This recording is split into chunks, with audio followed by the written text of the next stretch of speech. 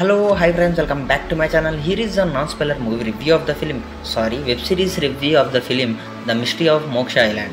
First thing first, web series చూసిన తర్వాత నా ఎక్స్పీరియన్స్ చెప్పాలంటే okay it's a decent watch అనిపించింది. And thanks for 400+ subscribers. And చెప్పాను కదా, ఈ మంత్ ఎండింగ్ 500+ కానీ సబ్స్క్రైబర్స్ అయితే ఖచ్చితంగా ఒక మంచి కంటెంట్ ఉంది, దాని తగ్గట్టుగానే వీడియోస్ అనేది అప్లోడ్ చేస్తాను. So please like, share and subscribe to my channel. Let's dive into the video. The mystery of Moksha island గురించి చెప్పాలంటే మెయిన్గా నాకైతే ఆశుతోష్ రాణా గారిది తప్ప మిగతా సీన్స్ అన్నీ కూడా ఓకేగానే అనిపించినాయి. ఎందుకంటే మెయిన్గా ఫస్ట్ వెబ్ సిరీస్ అంటే ఎపిసోడ్ 1లో అయితే మన ఇన్విటేషన్స్ పెట్టినారు, అదైతే బాగుంది. అండ్ మెయిన్ ప్లాట్ విషయానికి వచ్చినట్టయితే మన ఆశుతోష్ రాణా గారు వచ్చి ఒక సైంటిస్ట్, ఆయన చనిపోయిన తర్వాత మోక్ష ఐలాండ్కి అందరినీ ఇన్వైట్ చేస్తారు. ఎందుకు ఇన్వైట్ చేసినారనేది ఒక మిస్టరీ. అందరికీ ఆస్తి పంపకాలని మాత్రం చెప్తారు. అక్కడికి వచ్చిన తర్వాత ఎందుకు ఒకరి తర్వాత ఒకరు చనిపోతున్నారు అనేది మూవీలో చూడాల్సిందే. అండ్ మెయిన్గా ఫస్ట్ హాఫ్ అంటే ఎపిసోడ్ 1, ఎపిసోడ్ 2, ఎపిసోడ్ 3కి మనకి అర్థమైపోతుంది అంటే ఏం జరుగుతుంది అనేది కొంచెం అప్పుడే హింట్ వస్తుంది.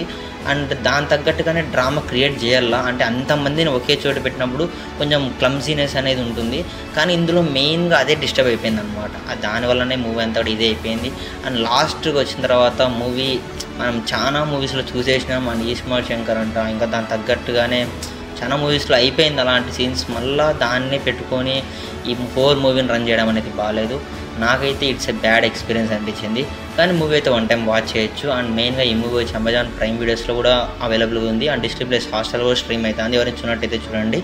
అండ్ ఈ మూవీలో మెయిన్గా మాట్లాడుకునే పాయింట్ ఏదన్నట్టయితే మనం ఆశుతోష్ రాణా గారితో మాట్లాడుకోవాలా. మెయిన్గా ఆయన సీన్స్ అయితే ప్రాపర్గా జస్టిఫికేషన్ చేసినారు. And coming to actor performances చాలా మంది ఉన్నారు.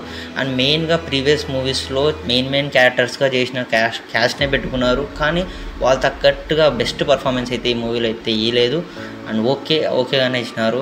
అండ్ ఈ సిరీస్కి నేను ఇచ్చే రేటింగ్ అయితే 3 ఇస్తాను ఫ్రెండ్స్ 5కి. అది మెయిన్గా నేను ఇచ్చేదానికి రీజన్ కూడా వచ్చి మన ఆశుతోష్ రాణా గారు అండ్ కొంతమంది యాక్టర్స్ వాళ్ళ పర్ఫార్మెన్స్ కోసమే. అండ్ మెయిన్గా ప్లస్ పాయింట్ గురించి చెప్పుకోవాలంటే ప్లస్ పాయింట్ మెయిన్గా కెమెరా వర్క్ అండ్ చూపించిన విధానం అండ్ పెట్టిన బ్యాక్గ్రౌండ్స్ కూడా చాలా అంటే చాలా బాగుంది. అండ్ ఇది ఫ్రెండ్స్ పరిస్థితి. మళ్ళీ కొత్త రివ్యూతో మళ్ళీ మీ అందరికి వస్తాము. అంతవరకు బై ఫ్రెండ్స్.